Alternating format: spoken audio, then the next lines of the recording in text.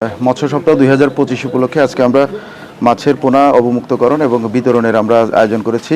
এবছর সরকারি নির্দেশনা মোতাবেক আমরা কোনো ব্যক্তি পর্যায়ে কোনো মাছের পোনা আমরা দিচ্ছি না।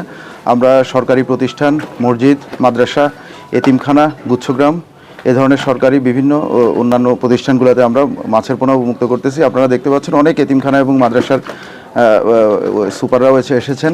এবছর প্রাতিষ্ঠানিক পর্যায়ে মাছের পোনাগুলো বিতরণ করা হচ্ছে, যথাযথভাবে বিতরণ হচ্ছে এবং আমরা আশা করছি এই মাছেরগুলার যথাযথ পরিচর্যাও হবে।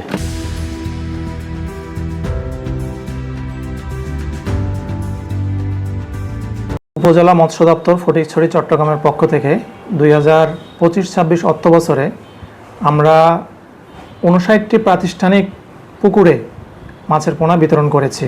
59টি প্রাতিষ্ঠানিক প্রতিষ্ঠানের মধ্যে সরকারি প্রতিষ্ঠান 6টি, গুচ্ছগ্রাম 2টি, এতিমখানা 17টি, মাদ্রাসা 6টি, মসজিদ 12টি, সমবায় সমিতি 16টি, টোটাল 59টি প্রতিষ্ঠানে আমরা মাছের পোনা বিতরণ করেছি। আপনারা জানেন গত অর্থ বছরে বন্যার পরে আমরা প্রায় 850 কেজি পোনা বিতরণ করেছি, যেটা শুধু ব্যক্তি পর্যায়ে ছিল। এবার সরকারি নির্দেশনা অনুযায়ী কোনো ব্যক্তি পর্যায়ে কোনো প্রকার পোনা দেওয়া হয়নি, এবার প্রাতিষ্ঠানিক পুকুরে পোনা দেওয়া হয়েছে। লক্ষ্য উদ্দেশ্য হলো এখানে উন্মুক্ত জলাশয়ে দেওয়া হয়।